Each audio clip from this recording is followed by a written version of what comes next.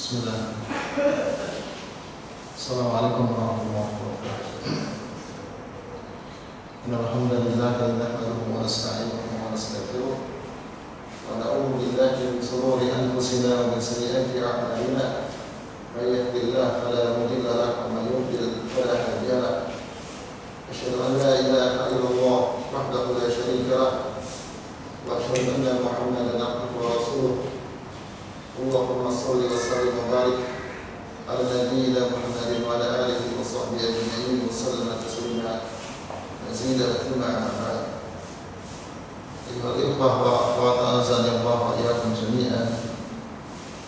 Yang semoga senantiasa Allah muliakan dan Allah senantiasa berikan hidayah taufik, dan Allah senantiasa berikan kita kekuatan untuk tetap istiqamah dalam meniti jalan sunnah, meniti jalan iman, di mana jika Allah hendaki seseorang jatuh dan berpaling atau menyimpang dari jalan Allah Taala, maka sudah pasti tidak ada satupun yang bisa menyelamatkan kita dari penyimpangan dan kesesatan.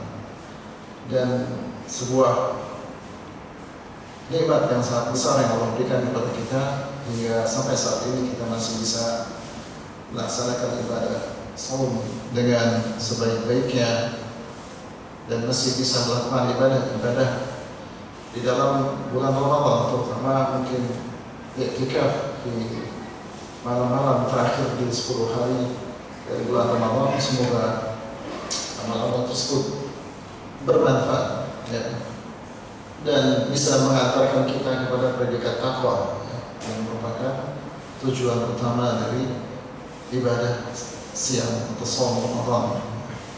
Ma'ruf dengan sekalian yang dirahmati dan dimuliakan Allah, bahwa semua yang kita kerjakan di Ramadan itu adalah da'wus shalihin wal muttaqin. Itu adalah kebiasaan dan perbuatan serta sifat dan karakter orang-orang yang bertakwa. Bangun di malam hari, beristighfar dan sahur di sepertiga malam terakhir, kemudian juga berpuasa, membaca Al-Quran Al-Karim, memperbanyak sedekah, menahan diri dari segala yang bisa menjatuhkan seorang dalam kemaksiatan. Itu semua sifat orang yang bertakwa. Sampai nanti pada di 10 hari terakhir sifat berlomba-lomba dalam kebaikan. Nah, jika seorang dikatakan bertakwa, maka harus ada dalam dirinya sifat berlomba-lomba dalam kebaikan dan berusaha untuk menjaga dirinya agar tidak terjatuh dalam dosa dan maksiat. Nah, ini hal terpenting spirit seorang dikatakan bertakwa. Jika dia tazkiyatun nafs, selalu berlomba-lomba melakukan kebaikan dan berusaha sekuat tenaga agar dia tidak terjatuh di dalam kemaksiatan kepada Allah Taala dan dalam dosa-dosa. Baik, jamaah sekalian dirahmati dan dimuliakan Allah, mungkin di sekitar penghujung Ramadan kali ini, di waktu kita yang tidak terlalu panjang, mungkin kita akan coba sedikit untuk menelaah tentang ibadah di ujung dari bulan Ramadan ketika kita masuk bulan Syawal, yaitu ibadah Idul Fitr. Idul Fitr, di mana Idul Fitr merupakan penghujung setelah seseorang menyelesaikan puasa Ramadan. Apa saja yang perlu kita lakukan dan kita persiapkan, dan bagaimana cara kita untuk mempelajari atau merayakan Idul Fitr. Ini perlu untuk kita ketahui bersama, jemaah sekalian, sebagai kelanjutan dari orang-orang yang bertakwa. Mungkin saya akan mencoba membacakan saya menggunakan kitab Sahih Sunnah, ya, semoga ini bisa mempermudah. Saya khawatir juga agak mempersulit, tapi ya sebisa mungkin kita jadikan mudah, ya, dan sekalian alhamdulillah Allah. Yang jelas bahwa Idul Fitr dan Idul Adha ini adalah dua hari raya kaum muslimin yang tahussu bihi wa tatamayyazu al-ummah di mana Allah mengkhususkan dan menjadikan perbedaan keistimewaan umat Islam dengan umat yang lain. Hari raya ini selalu ada di Islam. Tidak hanya di antara kaum muslimin, tapi juga di antara umat-umat terdahulu pun ada hari raya yang seperti ini. Akan tapi Idul Adha dan Idul Fitr, khususnya Idul Fitr, punya beberapa keistimewaan. Seperti diriwayatkan di hadis Anas bin Malik yang Nabi SAW ketika qadima ila Madinah, ketika Nabi datang ke Mekah, ke Madinah, maka Nabi mendapati hum yauman yal'abuna fihima, bahwa para penduduk Madinah pada saat Nabi datang itu mereka punya dua hari raya di mana yal'abuna fihima, di mana para penduduk Madinah itu yal'abun, bermain-main, bersenang-senang di dua hari tersebut. Maka Nabi bertanya, "Mahazan yaumani?" Kata Nabi, apa dua hari raya ini? Kenapa kalian bersenang-senang, makan-makan, ya, saling berkunjung, ya. Intinya di sana menunjukkan kesenangan. Kata mereka, "Kunna nal'abu fihima fil jahiliyah." Kita, ini adalah dua hari raya yang kita bersenang-senang semenjak zaman jahiliyah. Maka Nabi mengatakan, "Inna Allah qad abdala lakum bihima khairan min hima." Sesungguhnya Allah telah mengganti dua hari raya tersebut dengan dua hari raya yang lebih baik, yaitu Idul Fitr dan Idul Adha. Kata Nabi SAW. Maka semenjak itu disyariatkan namanya ibadah hari raya Idul Fitri dan Idul Adha sebagai pengganti dari dua hari raya jahiliyah yang sering dilakukan oleh sahabat di Madinah. Dan dua hari raya itu namanya Nairus dan Mahwajan atau Mihwajan, di mana dua hari raya itu adalah dua hari raya yang biasa dilakukan oleh orang-orang Majusi kuno, ya, di mana mereka orang-orang Persia punya keyakinan Majusi, dan hari Nairus itu hari di mana awal dari tahun Masehi versi orang-orang Persia.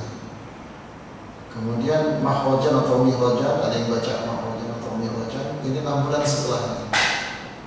Nah, kebiasaan ini dilanjutkan jadi tradisi para sahabat di Madinah. Maka Nabi mengatakan Allah mengganti dua hari raya orang kufar itu dengan dua hari raya yang jauh lebih baik, yaitu Idul Fitri dan Idul Adha. Maka dari itu di hari raya Idul Fitri kaum muslimin harus yal'abun, bersenang-senang. Itu termasuk syariat, disunahkan mereka menunjukkan farah, kata para ulama, ya, menunjukkan kebahagiaan di hari raya tersebut. Termasuk syiar, bahkan kata Ibnu Hajar Asqalani mengatakan izharul sudur fi a'yad min syiar din, menampakkan rasa gembira di hari-hari raya itu merupakan bagian dari syiar agama.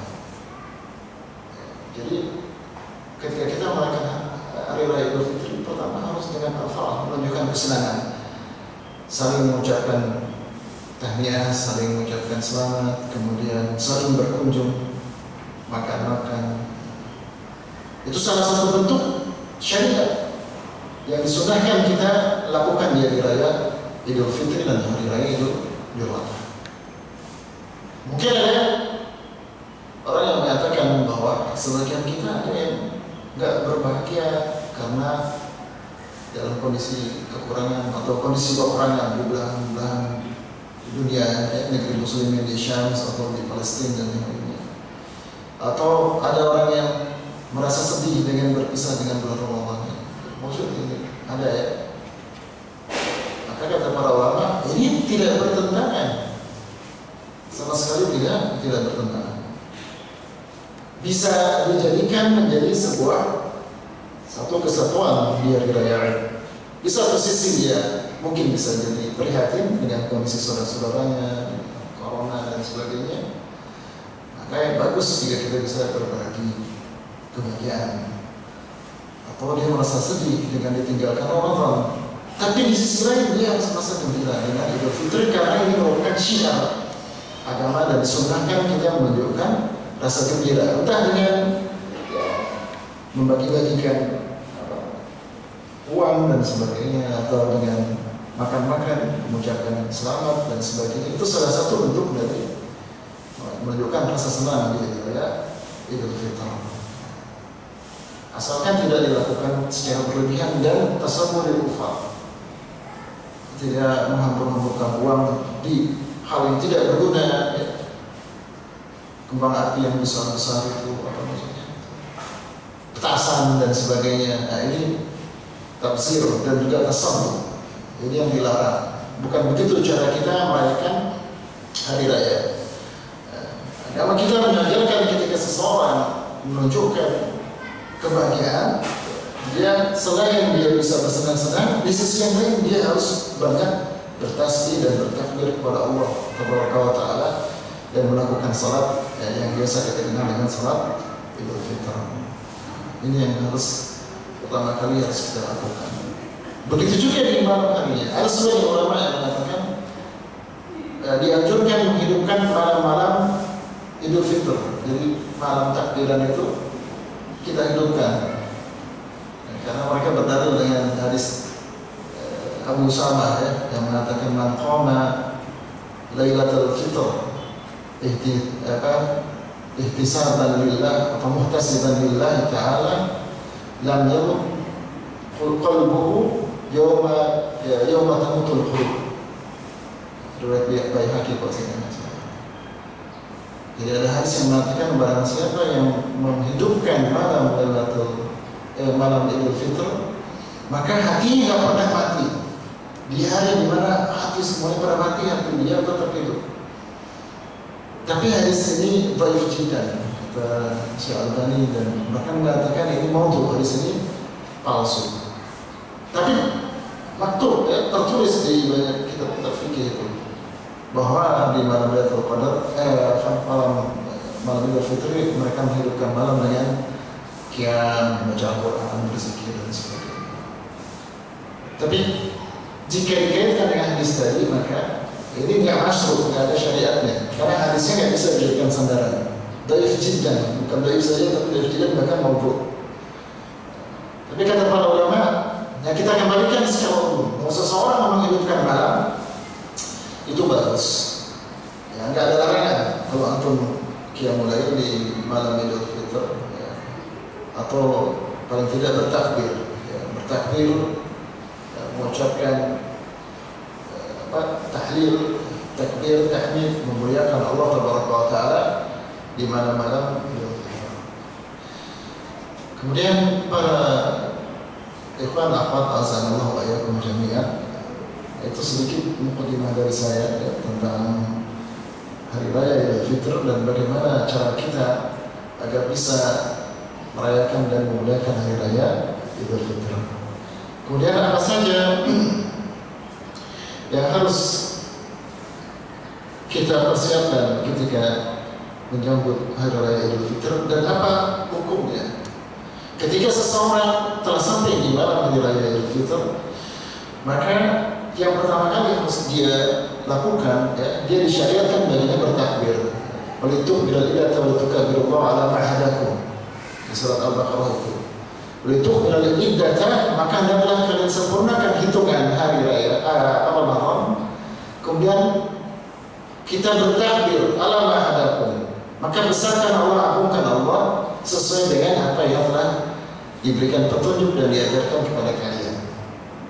Karena itu Imam Nawawi dan para ulama mengatakan bahwa diperbolehkan seseorang bertakbir mutlak di malam takbiran, Tapi ini harus dikasih catatan jamaah sekalian, ya. Berbeda takbirnya dengan azan. Sebagian orang di malam Idul Fitri, malam takbiran itu mereka takbir pakai mic, dikeluarkan. Maksudnya bukan seperti itu yang diinginkan oleh para ulama, yang dijelaskan oleh para ulama. Tapi yang diinginkan bagi mereka berbeda antara takbir dan azan. Kalau azan memang sebisa mungkin sekeras-kerasnya, ya, biar jangkauannya jauh, makin banyak orang yang dengar, makin banyak yang datang untuk sholat, karena dia sifatnya panggilan untuk sholat. Sedangkan takbir tidak. Maka tidak benar kalau seseorang harus takbir sekeras-kerasnya dengan mic sekencang-kencangnya. Ini harus jadi catatan. Apalagi sampai mengganggu orang lain ketika sudah masuk waktu tidur, jam tidur.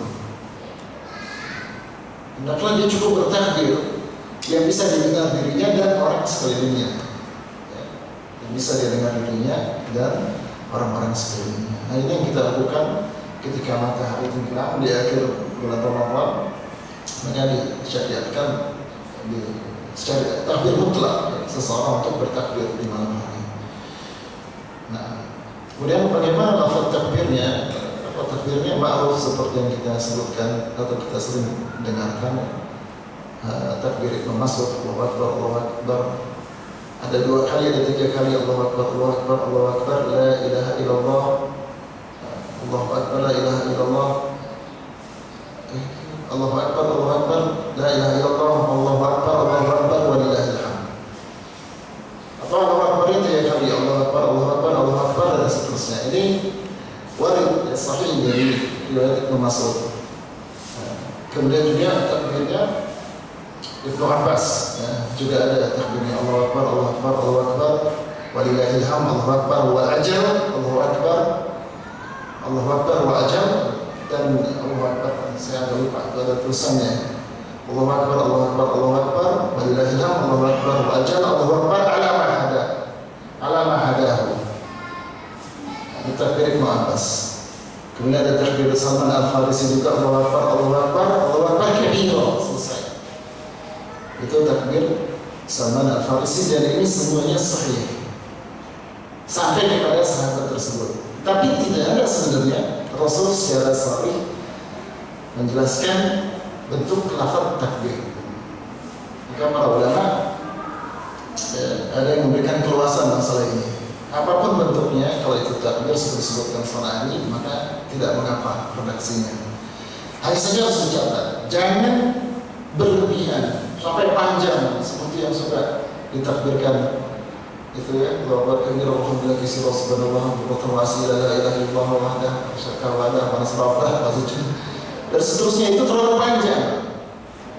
Ini sudah keluar dari konteksnya, kata para ulama. Jadi kalau harus takbir, ya takbir yang mudah. Ya, banyak riwayat para ulama yang menyebutkan tentang redaksi takbir, tapi yang jelas sahih yang dilakukan oleh para sahabat tadi 3 takbir yang saya sebutkan. Nah, ini bisa dilakukan dari malam hari.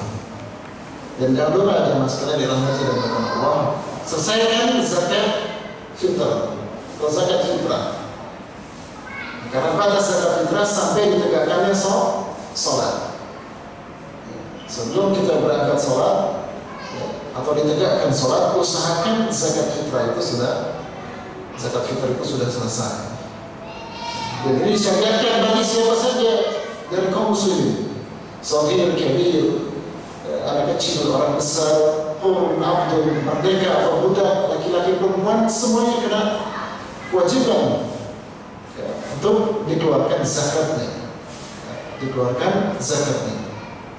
Nah, walaupun asalnya ada 2 tujuan seorang disyariatkan zakat, seperti riwayat Ibnu Abbas yang mengatakan bahwa kenapa kita disyariatkan untuk membayar zakat, kata beliau, tuhwatan lisaimin, sebagai pensuci, penebusan bagi orang-orang yang berpuasa, minal lahu wal faras rafath, dari ucapan-ucapan yang tidak bermanfaat dan sia-sia. Untuk mengatakan masakin, dan juga sebagai bentuk memberikan makan kepada orang-orang miskin. Nah, ini juga ciri-ciri orang bertakwa, ya sekali. Orang bertakwa itu sesama muslim bagaikan kerja sendiri. Kalau satu bagian sakit, dia merasa ikut sakit. muslim, temannya sakit, dia seolah ikut merasa sakit. Karena kalbunya bagaikan sebuah bangunan atau bagaikan satu tubuh yang sama. Ya sudah ba'dhum saling menguatkan. Ini ciri-ciri orang bertakwa. Bukan saling membenci dan saling bermusuhan, tapi saling menguatkan. Oleh karena itu diwajibkan, walaupun hanya untuk anak kecil yang belum wajib untuk puasa. Tapi tujuan zakat tadi bukan hanya untuk membersihkan tuhratan lisa'ilin, untuk orang yang berpuasa dari lagun dan rafath, tapi juga untuk memberikan makan orang-orang miskin. Ketika dia nanti sholat atau di hari raya Idul Fitri yang kita disyaratkan untuk bersenang-senang, dia bisa makan, dia bisa minum, bersenang-senang di hari raya Idul Fitri bersama-sama kita. Itu tujuan zakat.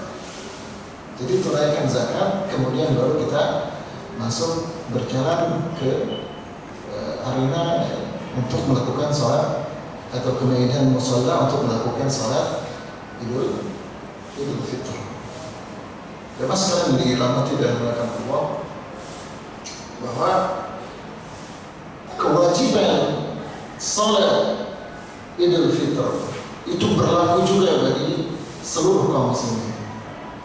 Ada perbedaan pendapat apakah perempuan itu wajib atau tidak, atau budak itu wajib atau tidak untuk sholat Id. Tapi yang sahih itu wajib bagi siapa saja yang mampu, yang dalam keadaan sehat untuk melakukan sholat Idul Fitri. Bahkan wanita-wanita yang disebutkan di hadis Ummu Athiyyah, mereka disuruh keluar. Yang seharusnya wanita itu tidak diperintahkan keluar. Yang afdal mereka sholat di rumah. Tapi untuk Idul Fitri mereka disuruh keluar. Ya. Wanita bahkan yang haid pun disuruh keluar. Bahkan di situ disebutkan wa inna min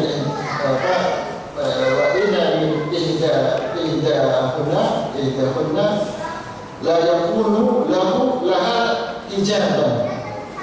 Ya Rasulullah, salah satu di antara kami ada yang tidak punya hijab, tidak punya pakaian untuk keluar di antara wanita, kata Ummu Athiyyah. Kata Nabi, falyulbisha ukhtuha jilbabah.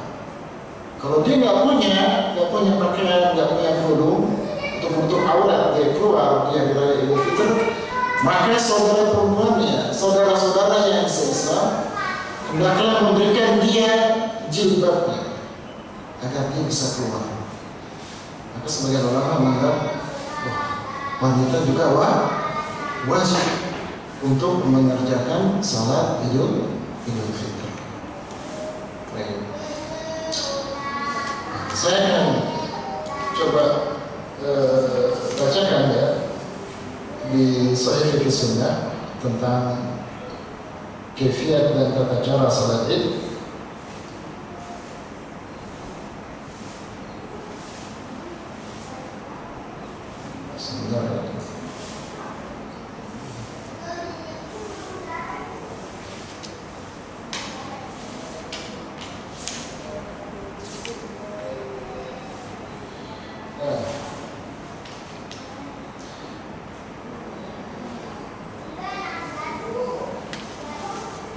Hukum salat al-Idain, hukum salat Idul Fitri.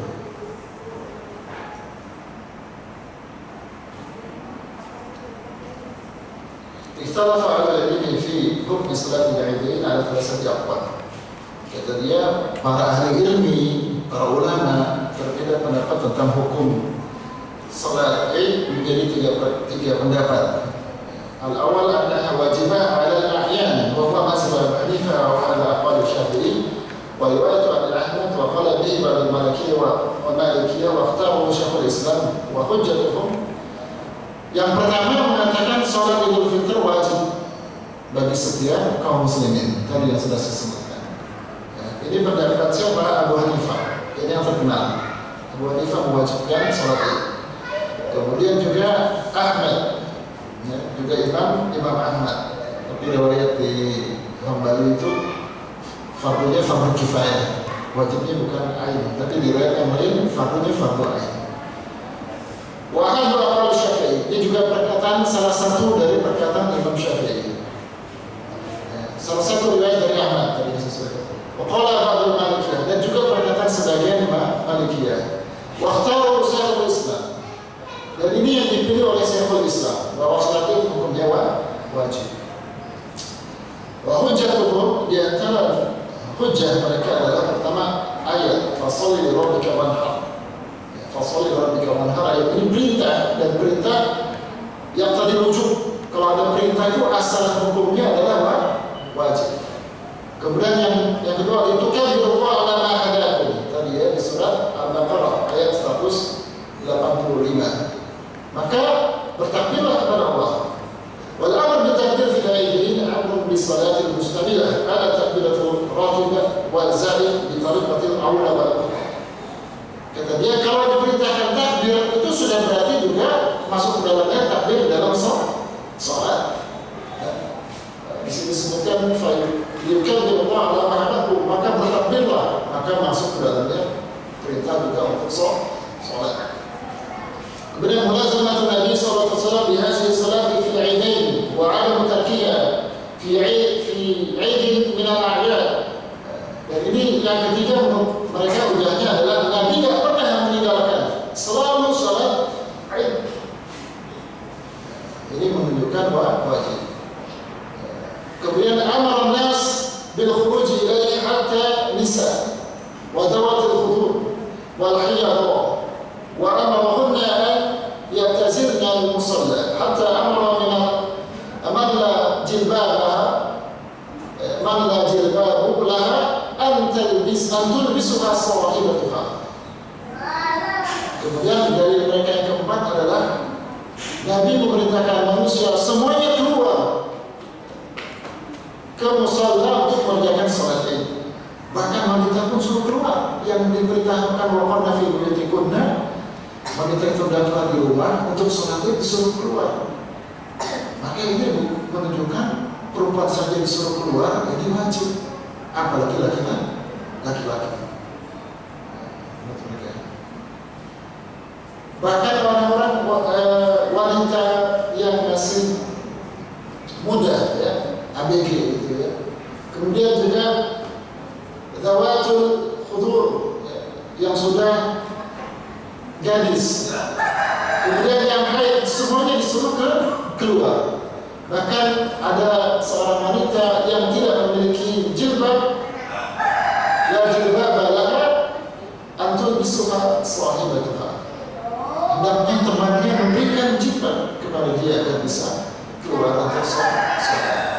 Adapun yang lain, dia menjauhi dari tempat sholat, tapi tetap hadir untuk mendengarkan dakwah dan juga al-khair kata Nabi sallallahu alaihi wasallam. Dakwah muslimin dan khair, kebaikan-kebaikan dan juga doa-doa untuk kaum muslimin. Annaha min a'zami sya'air al-Islam zahirah fa kanat wajibah kal jum'ah wa lidhalika yajibu qital al-mumtani'ina min adillati bil-kulliyah min adillati bil-kulliyah. Kemudian dia mengatakan juga bahwa ini merupakan salah satu syiar yang paling agung, maka wajib. Dan ini wajib seperti salat Jumat. Oleh karena itu wajib untuk memerangi orang yang mencegah, ya, mencegah dari salat Idul Fitri. Innaha musqitatun lil Jum'ah. Salah satu yang paling kuat dalilnya adalah Idul Fitri itu bisa menggugurkan sholat Jumat. Idza tafaqata fi yawmin wahidin kama taqaddama. Apabila ada dua hari raya, yaitu hari Jumat dan hari raya Idul Fitri atau Idul Adha berkumpul di satu hari, yaitu hari Jumat, maka Idul Fitri ini bisa menggugurkan sholat Jumat yang wajib. Dan yang bisa menggugurkan yang wajib hanya juga yang wajib. Maka tidak bisa yang sholat sunnah itu menggugurkan sholat Jumat yang wajib. Maka mereka mengatakan bahwa hukumnya wajib. Kemudian yang sebagian yang lain mengatakan bahwa dia adalah wajib ala kifayah, fardu kifayah. Jadi kalau udah di satu daerah, misalnya di daerah Bekasi ini, atau di Kecamatan Bekasi Timur misalnya sudah ada yang menegakkan sholat id berjamaah, maka yang lain tidak wajib lagi. Hukumnya jadi sunnah. Jamaah yang kedua, yang ketiga misalkan di Jatimulya, kemudian yang satu lagi di Jati Asih dan yang lainnya, itu hukumnya menjadi sunnah, tidak wajib. Ini pendapat yang kedua. Pendapat yang ketiga, anna sunnatul muakkadatun wa laysa biwajibah. Wa mazhab Malik wa Syafi'i wa aktsaru ashabihima wa hujjatuhum, dan pendapat yang ketiga adalah sunnah muakkadah, tidak sampai wajib. Dan ini pendapat Imam Malik, Imam Syafi'i, pendapat resmi Imam Syafi'i dan mazhab Syafi'i di negeri kita, dan juga sebagian besar dari para ulama dari mazhab Syafi'i. Ini ada banyak dalilnya, tapi saya tidak akan bacakan semua karena nanti terlalu panjang. Ar-Raji al-Qaul awal. Kemudian beliau ini merajihkan bahwa menurut beliau, Sayyid Kamal mengatakan yang rajih itu adalah perkataan yang pertama, bahwa hukum sholat id adalah wajib ain, semuanya wajib untuk melakukan sholat id. Tetapi jamaah yang dirahmati oleh Allah, ini masalah fikih yang khilaf di sini. Kita semua harus berlapang dada. Kalau ada yang mengatakan itu fardu kifayah, maka kita harus berlapang dada. Bagi kita fardu ain, nggak apa-apa. Atau yang lain mengatakan sunnah muakkadah, sunnah yang sangat dianjurkan.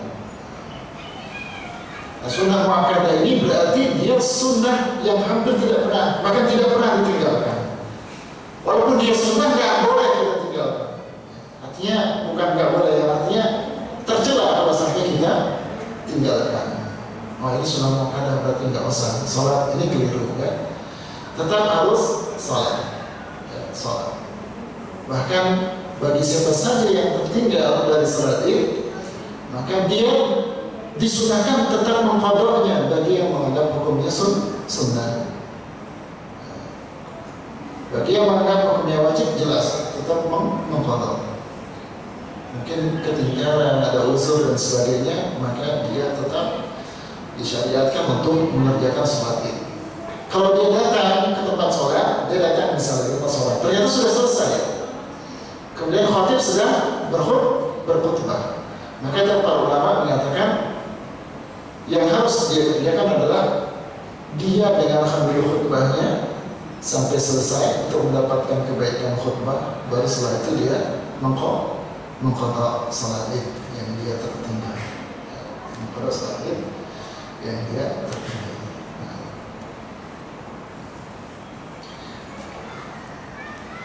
Saya persingkat saja kan.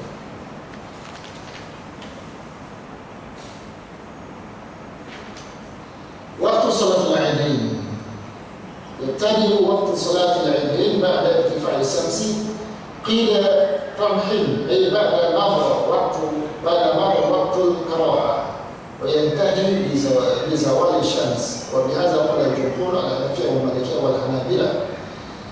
فعن عبد الله بن يسير بن بسر صاحب النبي صلى الله عليه وسلم أنه خرج مع الناس يوم الفطر أو أضحى فأنكر إبطال الإمام وقال إن كنا قد فرغنا ساعتنا ساعتنا هذه وذلك حين التسليم. Kemudian yang selanjutnya, kapan waktu sholat Idain? Di sini dikatakan bahwa sholat Id dimulai dari irtifa'u syams qila ramhin, ketika matahari sudah naik, setelah turun terbit, kemudian dia naik, kurang lebih naiknya seukuran tombak. Kata para ulama mengatakan qila ramhin itu ukuran mata tombak itu kurang lebih sekitar 15 menit. Jadi setelah matahari naik, turun syams, misalkan subuh jam 4:30 ya misalnya, 4:30, berarti sampai matahari muncul itu sekitar jam 6 ya, setengah 5, setengah 6, sekitar jam 6 kurang ya, 7 tambah 15 menit. Yaitu waktu di sini disebutkan waktu karoha. Waktu karoha dan waktu larangan sholat. Kita nggak boleh sholat ketika matahari sudah turun, sedang terbit, nggak boleh sholat. Kemudian biarkan lewat 15 menit, pada saat itu baru boleh sholat. Jadi waktu sholat Id sama dengan waktu kita sholat duha. Sudah boleh ya mas. Jadi jam 6:04, jam 20 lah, itu sudah boleh melakukan sholat Id. Sampai kapan batasnya? Sampai zawalul syams, sampai matahari terbenam, tergelincir zawal dari qabl sama, dari pertengahan garis khatulistiwa dia tergelincir, berarti masuk waktu zuhur. Ketika masuk waktu zuhur, saat itulah waktu untuk sholat Id sudah berakhir. Waktu sholat Id sudah berakhir.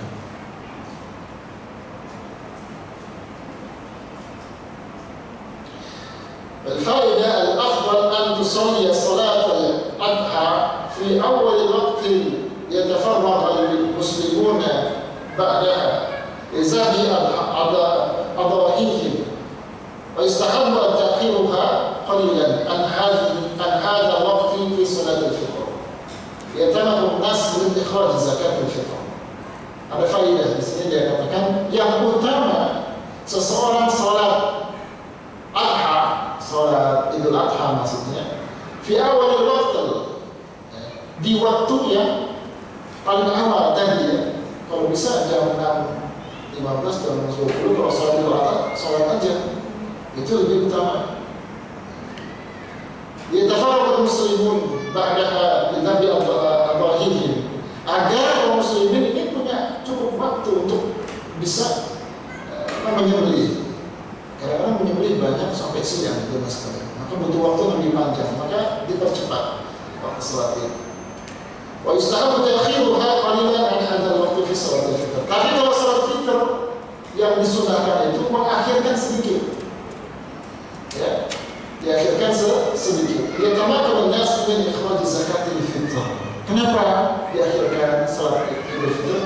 Agar manusia bisa menunaikan zakat fitr. Ini perbedaannya. Kalau Idul Adha dipercepat di waktu sholat duha tadi, agar kita punya waktu yang cukup buat menyembelih kurban. Tapi kalau Idul Fitr diperlambat agar orang bisa menyelesaikan zakat fitrah, zakat fitrah.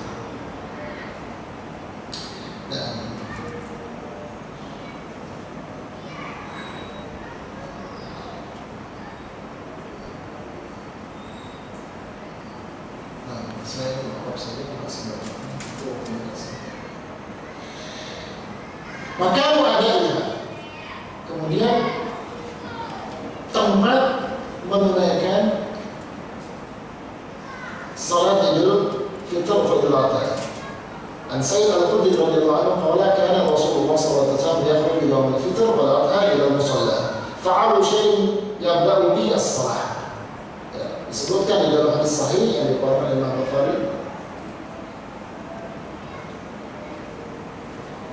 oleh Imam Bukhari, hadis sahabat dari sahabat Sayyid Al-Khudri, beliau mengatakan kana Rasulullah sallallahu alaihi wasallam yakhruju yawm al-fitr, adalah Rasulullah sallallahu alaihi wasallam keluar pada hari raya Idul Fitr dan juga hari raya Idul Adha ila musalla, ke musalla. Musalla ini bukan tempat sholat yang kecil ya, sekarang, tapi medan ya, lapangan di padang pasir. Biasanya tempatnya agak luas ya, di pintu kota. Kalau zaman Nabi pintu kota Madinah, mereka sholat di sana. Fa'awwalu syai'in yabda'u bihi as-shalah, dan yang pertama kali dilakukan oleh Nabi SAW adalah sholat. Maksudnya sholat Idul Fitri atau Idul Adha, dan tidak khutbah terlebih dahulu ya, akan tapi sholat dahulu. Berbeda dengan Jumatan ya. Kalau Jumatan khutbah dulu baru baru sholat. Kalau turun baru sholat. والسنة الماضية في صلاة العيدين أن تكون في المصلى في الصحراء أو في مفارق واسعة، لأن النبي صلى الله عليه وسلم قال صلاته في مسجده هذا أفضل من 1000 صلاة فيما سواه إلا المسجد الحرام. ثم هو مع هذا فضيلة عظيمة فرجع النبي صلى الله عليه وسلم وتركه. Merupakan sunnah yang sudah berlangsung dari dulu, ya, sejak lampau. Di salatul Aidain, di salat Idul Adha dan Idul Fitri, antakuna fil musalla, yaitu dikerjakan di musola, di lapangan.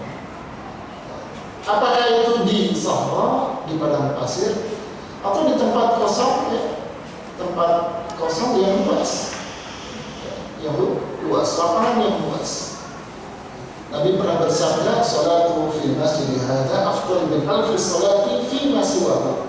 Bahwa salat di masjidku ini, di Masjid Nabawi, kata Nabi sallallahu alaihi wasallam, itu lebih utama dibandingkan salat di tempat selainnya kecuali di Masjidil Haram. Salat di Masjid Nabawi itu lebih utama dibanding di tempat lain kecuali di Masjidil Haram, di Mekah. Itu lebih utama Mekah. ثم هو مع هذا الفضيلة العظيمة خرج وتركه. Dan kemudian dengan begitu besarnya keutamaan ini, yaitu sholat di Masjid Nabawi, ternyata Nabi keluar dan meninggalkan. Nabi nggak sholat di Masjid Nabawi.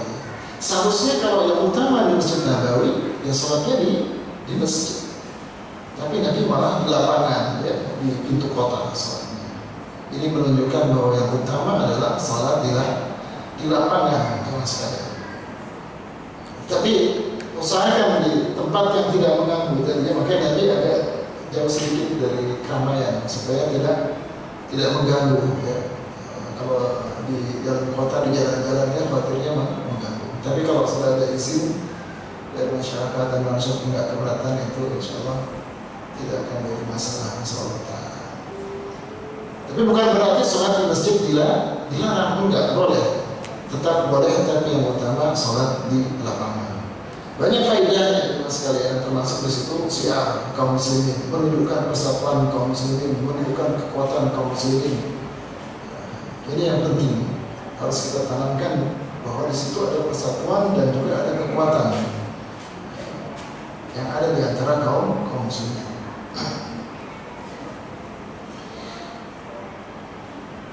Akan tapi di sini disebutkan فإذا صلاة العيد بمكة أفضل صلاة في المسجد الحرام، فلأن الأئمة الله يزالوا يصلون عيد بمكة بالمسجد الحرام وأفضل من الخروج إلى المصلى.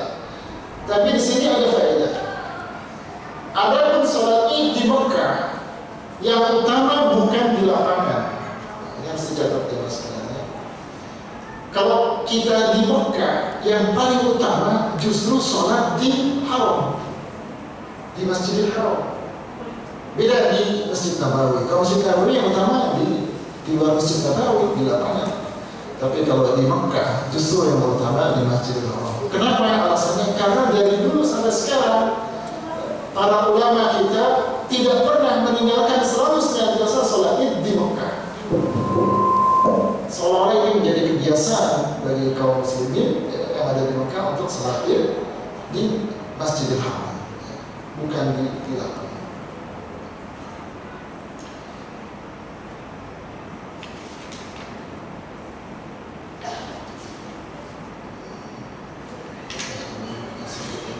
Saya bacakan selanjutnya. Al-khuruj ila al-musalla wa adabiha. Keluar ke tempat salat dan adab-adabnya. Yustahabul ghusl qabla al-khuruj. Fa'anafi an Ibn Umar kana yaghtasilu yawm al-fitr qabla an yabdu ila al-musalla.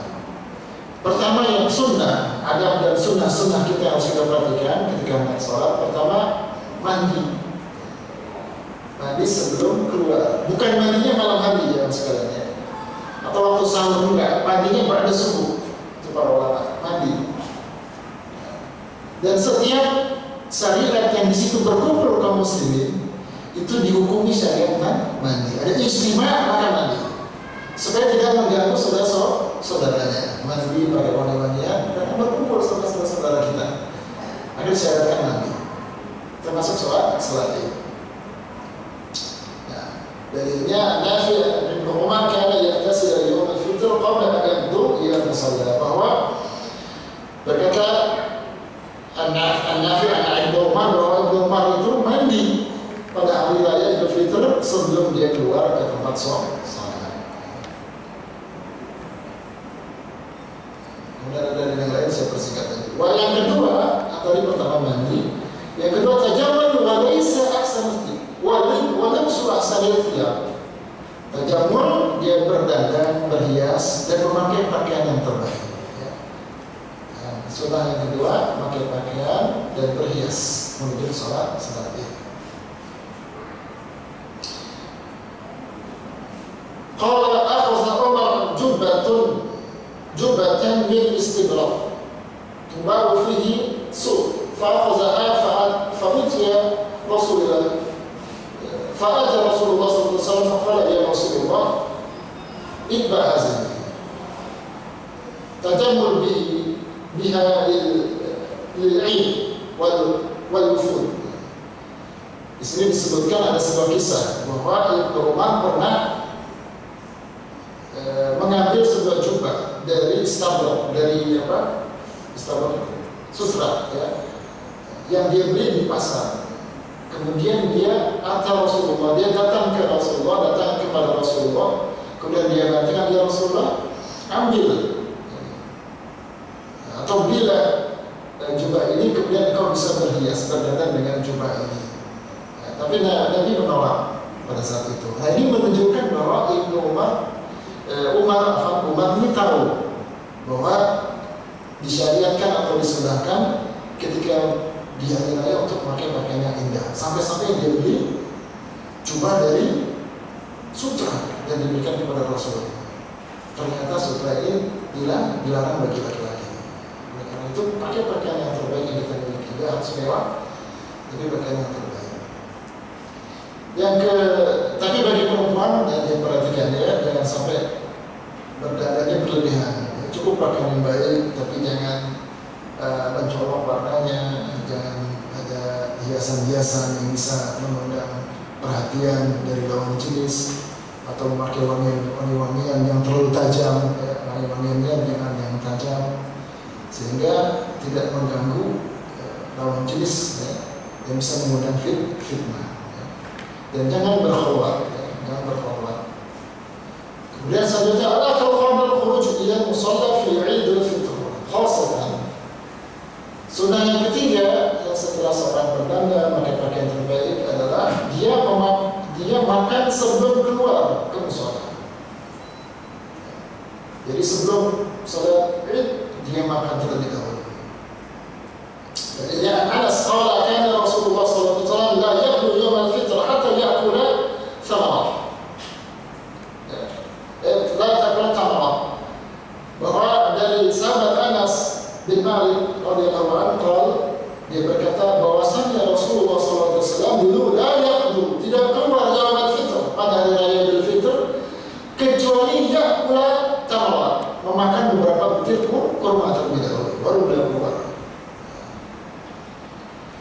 Kemudian hadis yang lain juga Buraidah dia mengatakan kana Nabi sallallahu alaihi wasallam la yakhruj yawm al-fitr hatta yat'ama wa yawm an-nahr la ya'kulu hatta yarji'u fa ya'kula min nasikatihi. Kata sahabat Buraidah qala bahwasanya Nabi sallallahu alaihi wasallam tidak keluar pada hari raya Idul Fitr sampai dia makan terlebih dahulu. Kemudian pada hari Nahar Idul Adha la yakul, dia nggak makan langsung keluar. Kemudian fa yakul, kemudian beliau makan setelah kembali dari hewan sembelihannya. Itu kebiasaannya. Jadi kalau Idul Fitr makan dulu yang ringan, kurma dan sebagainya, berangkat sholat. Kemudian kalau hari raya Idul Adha makannya setelah pulang dari sholat. Dan yang beliau makan daging hasil kurban beliau sendiri. Nah, disebutkan pembahasan selanjutnya yang keempat, at-takbir fi 'aidain min hin al-khuruj. Kemudian sunnah selanjutnya bertakbir ketika dia keluar dari rumah menuju musalla. Qala Allah Ta'ala wa tukmilul 'iddata tukabbiru ala ma hadakum wa la'allakum tashkurun. Di surat Al-Baqarah ayat 185. Waqad jaa'a 'ala Nabi sallallahu alaihi wasallam annahu kana yakhruju yawmal fitr fayukabbiru hatta ya'tiya musalla wa hatta yaqdi as-salah hatta yaqdi as-salata fa idza qada as-salah qata'a takbir. Di sini disebutkan di hadis ini mursal tapi dikuatkan oleh hadis yang lain ya. Bahwa dikatakan di sini bahwa Nabi sallallahu alaihi wasallam keluar pada hari raya Idul Fitri sambil bertakbir di jalan, dan takbirnya cukup keras ya. Allah dan seterusnya, bertakbir sampai takbir yang Al-Fatihah tadi saya bacakan. Sampai tiba di tempat musalla, di tempat salat. Kemudian beliau masih bertakbir hatta yaqdi as-salat, sampai ditegakkan dan dilaksanakan salat. Fa idza qada salat qata takbir. Kalau salat sudah ditegakkan, sudah ditunaikan, maka berhenti takbir. Jadi setelah salat sudah tidak lagi bertakbir. Jangan lagi bertakbir. Ini kecuali di Idul Adha berbeda lagi. Ini untuk khusus Idul Fitri. Sigatul takbir. Bagaimana bentuk lafaz-lafaz takbir? Yang pertama hadis marfu' an sigatul takbir, lakin thabata Ibnu Mas'ud annahu kana yaqul, hadis Ibnu Mas'ud.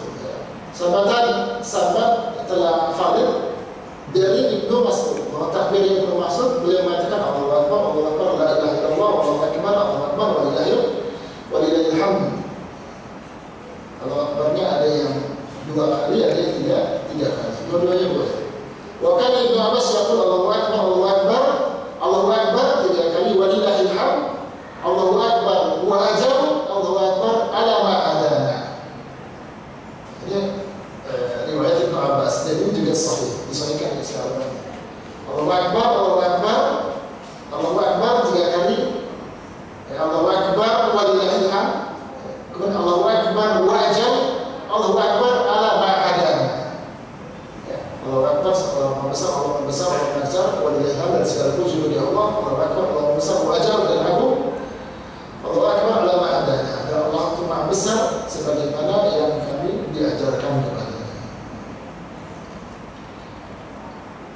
Wasallam yaqul Allahu Akbar, Allahu Akbar, Allahu Akbar kabira. Tadi saya sudah sebutkan. Kalau Salman Al-Farisi takbirnya Allahu Akbar, Allahu Akbar, Allahu Akbar kabira. Cuman kalau pada 3 kali kemudian ditambah belakangnya kabira. Ini lebih ringkas ya, jangan sekalian dirahmati dan berkata.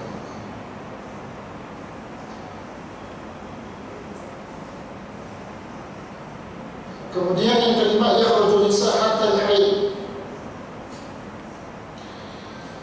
Dikeluarkan, diperintahkannya wanita-wanita keluar hatta huyadi, bahkan sampai wanita-wanita haid, wasibyan, dan juga anak kecil.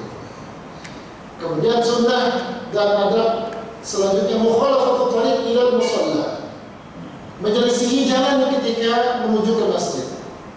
Jadi kalau jalan ke masjid lewat sebelah kiri, mungkin nanti pulangnya lewat sebelah kanan. Jangan melewati jalan yang sama ketika dia datang. Jabir bin Abdullah qala kana Nabi sallallahu alaihi wasallam zakara yawm Id khalafa thariq. Berkata sahabat Jabir bin Abdullah, adalah Nabi sallallahu alaihi wasallam jika kana yawm Id, pada hari Id Idul Fitri Idul Adha, khalafa thariq, menyelisih jalan. Maksudnya menyelisih jalan datang ketika dia pulang. Faedahnya banyak, di antaranya siar tadi, semakin luas siar Islam. Kemudian juga bisa bertemu dengan saudara yang lain, kemudian saling mengucapkan salam dan menunjukkan kegembiraan.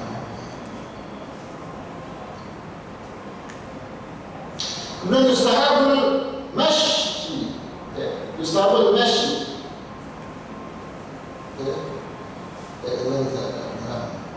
Masyu, mustahabul masyu ila al-musalla wa 'adam tartib, 'adam ar-ruqub wal-ilm disunahkan berjalan kaki ke tempat sholat dan tidak mengendarai kendaraan kecuali ada hajat, ada kebutuhan. Ya kalau nggak kuat atau terlalu jauh boleh naik kendaraan. Tapi kalau bisa jalan kaki. Itu sunnah Nabi sallallahu alaihi wasallam. Berjalan kaki. Fa'an Ali radhiyallahu anhu qala min sunnati an takhruja ila al-'id masyian. Merupakan bagian sunnah kata Ali, kamu keluar untuk sholat Id dengan cara berjalan kaki. Di sini ada riwayat tapi ada syahidnya dari Umar, dari sahabat Ibnu Umar. Karena Rasulullah SAW yakhruju ila al-'id masyian wa yarji'u masyian. Nabi sallallahu alaihi wasallam pergi ke sholat Id dengan cara berjalan kaki dan kembalinya juga sama dengan jalan kaki. Kemudian yang kedua, mustahab bertakbir ila musalla. Disunahkan juga bertakbir sampai tempat salat. La sunnata qabla salati al-'id wala ba'daha. Dan tidak ada salat sunnah sebelum dan setelah salat Id. Ini banyak disebutkan di antara para ulama, tidak ada, termasuk di mazhab Syafi'i juga sama. Sebenarnya tidak ada salat kecuali dari masjid, ya, salatnya tahiyatul masjid. Tapi ada asar yang mengatakan bahwa Nabi sallallahu alaihi wasallam kembali dari salat Id ila manzilatihi, ke rumahnya, kemudian yusolli raka'atain. Dan hadis ini dihasankan bermasalah oleh Syekh. Tapi Nabi pernah setelah salat Id pulang, nggak sholat di tempat dia sholat, di lapangan dia nggak sholat, selain cuma sholat Id. Begitu sampai rumah dia sholat 2 rakaat. Ini hadisnya hasan kalau saya tidak salah menurut Syekh. Jadi kalau pun sholat 2 rakaat itu sholatnya setelah sampai rumah. Ini boleh. Laisa lil-'id adzan wa la iqamah. Enggak ada azan dan enggak ada iqamah. Bahkan juga tidak disyaratkan as-salatul jami'ah. Begitu ya. As-salatul jami'ah enggak ada azan, enggak ada iqamah, tapi as-salatul jami'ah, salatul jami'ah. Ini seperti salat khusuf. Tapi yang lebih tepat Allah Ta'ala tidak disyariatkan dengan lafaz apapun untuk memulai salat kecuali dengan takbir. Baik, mungkin ada kita yang belum bahas, bagaimana takutnya kebanyakan. Ada yang ingin bertanya silakan sebelum saya lanjutkan sedikit.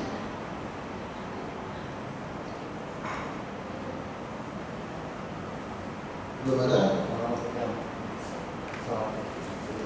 Sebelumnya disunahkan puasa. Disunahkan puasa. Ada kan mendapatkan tidak boleh makan. Idul Adha. Ya. Oh iya, ya, itu istilahnya puasa. Itu sunnah betul Pak. Tadi sudah kita sebutkan. Ya, maksudnya nggak makan dulu. Kemudian makannya nanti setelah pulang dari makanan hasil sembelihannya. Tapi minum boleh. Minum boleh. Itu istilah puasanya, maksudnya nggak makan dulu. Ya, itu hanya istilah yang berkembang di masyarakat. Berbeda dengan Id, justru diperintahkan untuk sekedar makan kurma. Nabi sallallahu alaihi wasallam. Allah Ta'ala. Mungkin ada lagi yang ditanyakan? Saya lanjutkan sedikit ya. Kafiyatul salatul Id sampai jam sampai jam 40. 10 menit lagi. Itu saya persingkat aja.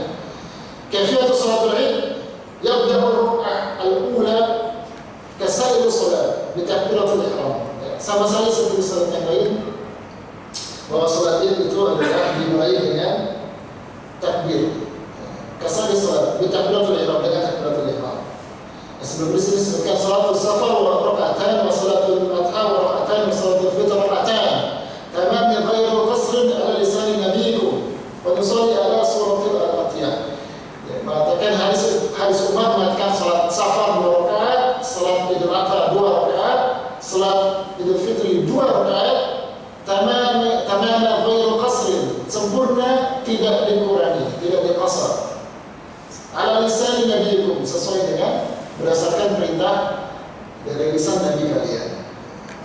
Kemudian bagaimana bentuknya? Pertama, sholat yang pertama kasar sholat bitakbiratul ihram, mulai dengan takbiratul ihram. Tuma takbir ba'daha 1 takbirat. Kemudian takbir setelahnya 7 takbir. Jadi takbiratul ihram kemudian tambah 7, jadi 8. Tapi ada yang menjadikan 7 itu dengan takbiratul ihram. Perkara masih bebas, tidak perlu diteributkan. Tapi yang lebih sering yang saya ikuti 8 dengan takbiratul ihram.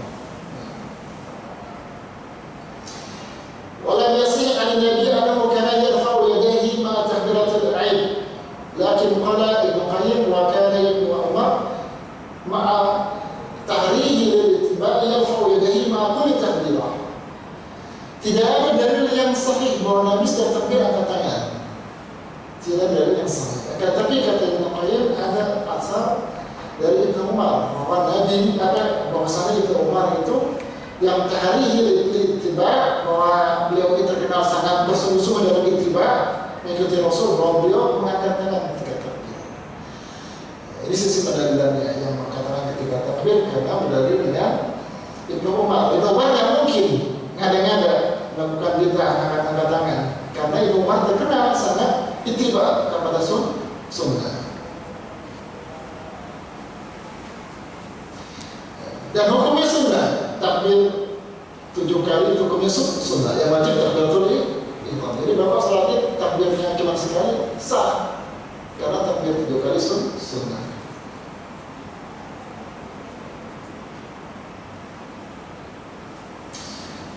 Yang yasih an Nabi dzakara muayyan fi sukutihi baina hadhihi takbirat. Dan ada dalil yang sahih dari Nabi bahwa di antara takbir itu yang 7 kali ada zikir tertentu.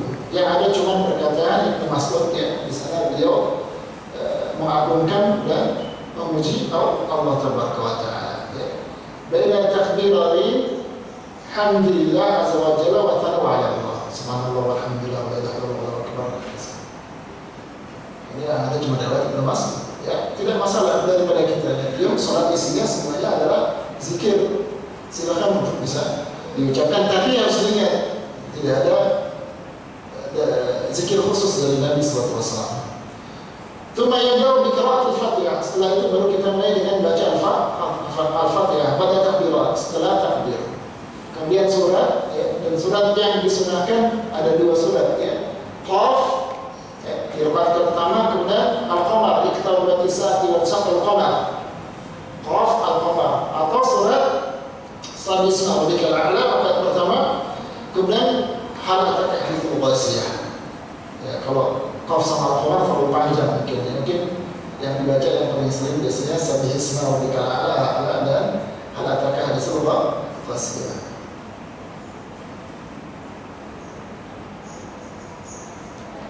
Kemudian setelah itu kita salat seperti biasa. Kemudian juga berqiyam ila rakaat tsaniyah. Setelah salat seperti biasa bangun takbir istiqamah, bangun untuk masuk rakaat kedua. Setelah itu takbir 5 kali. Seperti yang disebutkan di rakaat pertama, ya. Takbir istiqamah setelah itu 5 kali. Jadi kalau dihitung sama takbir istiqamah ada 6. Tapi takbir istiqamah itu bukan takbir yang dimaksudkan, karena takbirnya harus dalam keadaan berdiri. Setelah takbir istiqamah, dia takbir berpindah. Ya, dari rakaat pertama ketika sujud bangun takbir istiqamah, bukan takbir saat berdiri. Maka yang benar takbirnya 5 tanpa dihitung takbiratul istiqamah. Kemudian kembali lagi membaca Al-Fatihah, kemudian menyelesaikan salat sampai salam. Itu disebutkan. Kemudian setelah itu khutbah. Wa takhir fi huduriha.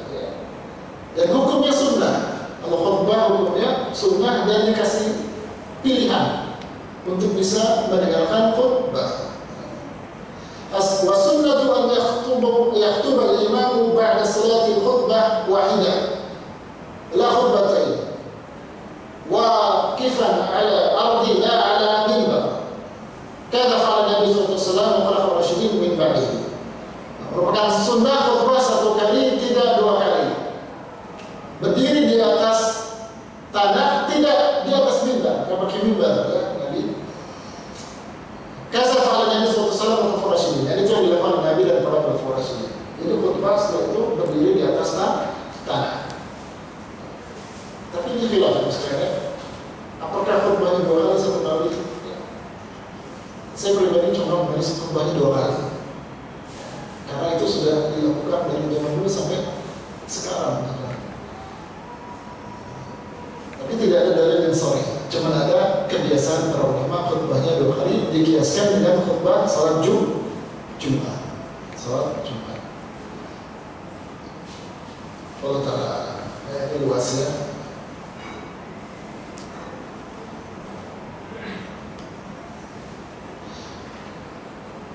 Ini mungkin persingkat saja masalah khutbah. Kemudian hal yuhanni'una ba'dhum bil 'aid.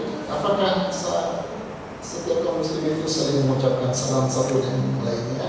Qala Syekhul Islam fi fatwa amma ta'niyatu yawm al-'id biqawli ba'dhum li ba'd idza laqiyahu ba'da salat al-'id taqabbala minna wa minkum wa ahala 'alayk wa law zalika fa hadha qad ruwiya an ta'ifatun min as-sahabah wa annahum kanu yaf'aluna wa rukhasa fihi al-'ilmatu ka'ahmad wa ghayruhu ka'ahmad wa ghayrihi lakin qala ahmad ana la abda'u ahadan فإن ابتدأني أحد أجبته وذلك لأن الجواب تحية واجب وأما الابتداء بالتحية فليس مأمورا بها وله أيضا مما نهي عنه ممن فعله فله قدوة ومن تركه له قدوة والله أعلم. Di sini disebutkan oleh Syekhul Islam Ibnu Taimiyah, dia mengatakan masalah mengucapkan selamat pada raya Idul Fitri itu dilakukan sebagian ketika bertemu dengan yang lain dengan ucapan taqabbalallahu minna wa minkum wa halallahu alaihi, atau di sini kita bil aidin wal fa'ilin dan seterusnya. Fahada qadriyya an taifatun min sahabat. Ini diriwayatkan dari sebagian sahabat. Mereka bertemu saling mengucapkan taqabbalallahu minkum wa halallahu alaihi. Dan kalau di negeri kita yang lainnya wa annahum kanu yaf'aluna wa rukhasa fihi al-imatu ka'ahmad wa ghayrihi. Dan ini yang dilakukan oleh mereka dan juga merupakan keringanan rukhsah dari para imam-imam terdahulu seperti Imam Ahmad dan juga yang selainnya.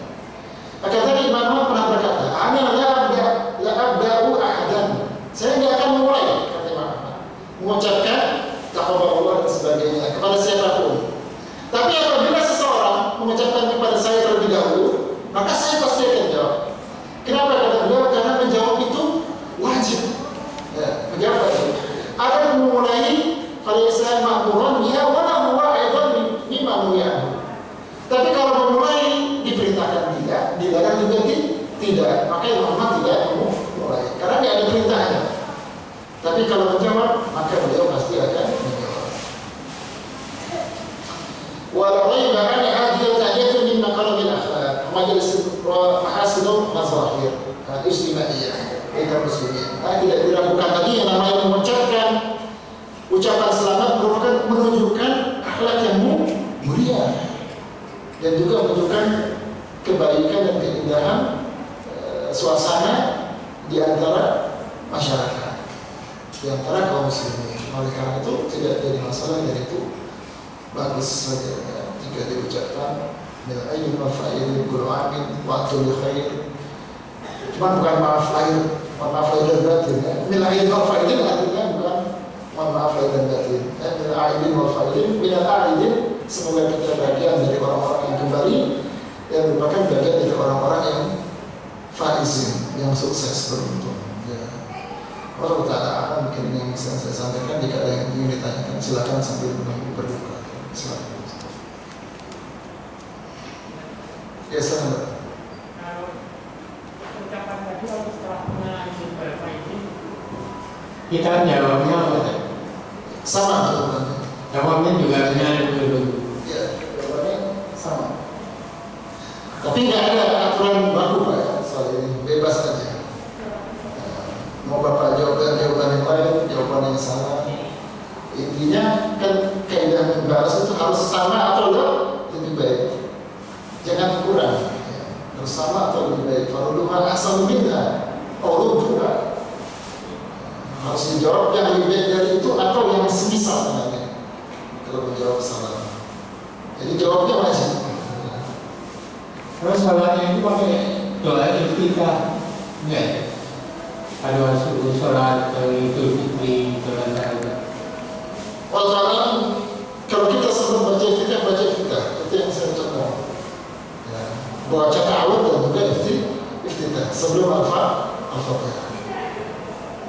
Allah Ta'ala. Tapi itu hukumnya sunnah Bapak sekalian ya. Jangan sampai nanti gara-gara beriftitah akhirnya malah tidak mendengarkan bacaan imam. Allah Ta'ala. Nah, saya pribadi contoh ada tetap iftitah dan juga ta'awud.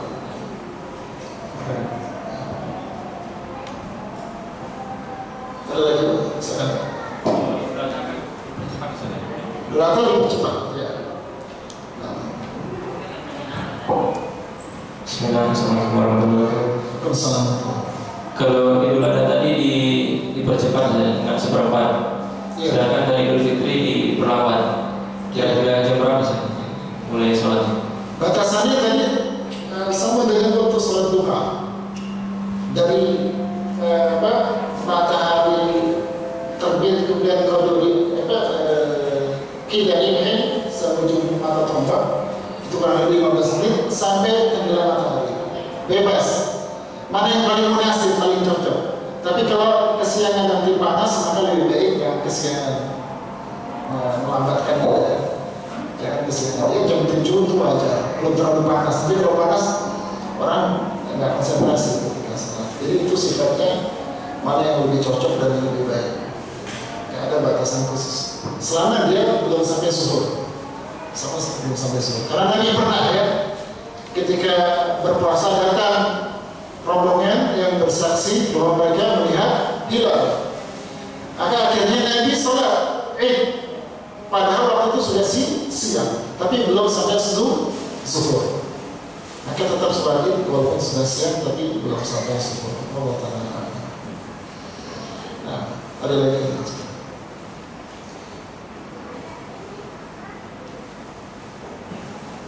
Tidak ada lagi. Cukup biasa. Mungkin kita cukupkan sampai kesempatan kali ini sampai di sini. Semoga bermanfaat. Mohon maaf jika terburu-buru karena waktu kita sempit. Sekarang pembahasannya cukup panjang dan luas. Ya. Ada bagian-bagian lain yang belum sempat kita bahas. Tapi itulah menjadi inti yang paling dasar, paling pokok. Ya. Bahwa ada adab-adabnya, ada syarat-syaratnya. Ada sebagian ulama mensyaratkan harus istighfar. Harus orang yang mukim tetap. Jadi musafir itu tidak punya kewajiban Idul Fitri kecuali dia sudah nazir turun sampai di kota yang dia melakukan perjalanan. Tapi kalau masih di jalan dia nggak ada kewajiban untuk turun sholat sebentar melanjutkan perjalanan. Ya, kecuali dia sudah berhenti, dia agak lama di situ, itu dia sholat Id, tapi mengikuti dengan daerah yang terdekat. Waktunya disesuaikan dengan daerah terdekat di mana dia saat itu sedang berdiam. Itu bagi musafir. Ya, dia tidak ada kewajiban untuk sholat Id. Dan juga ada kewajiban seperti sholat Jumat. Ada syarat seperti sholat Jumat harus memenuhi jumlah tertentu. Ini juga khilaf di antara ulama, tapi yang wajib tidak harus seperti sholat Jumat. Begitu juga boleh sholat Id sendirian. Yang afdal juga seperti jamaah. Tapi jika dia ada usul, kemudian dia terlambat seperti tadi, dia boleh sholat sendirian, tapi tidak perlu khutbah. Karena khutbah harus ada yang mendengar. Harus ada yang mendengar. Mungkin itu saja yang bisa saya sampaikan. Subhanakallahumma wa bihamdika asyhadu an la ilaha illa anta astaghfiruka wa atubu ilaik. Assalamualaikum warahmatullahi wabarakatuh.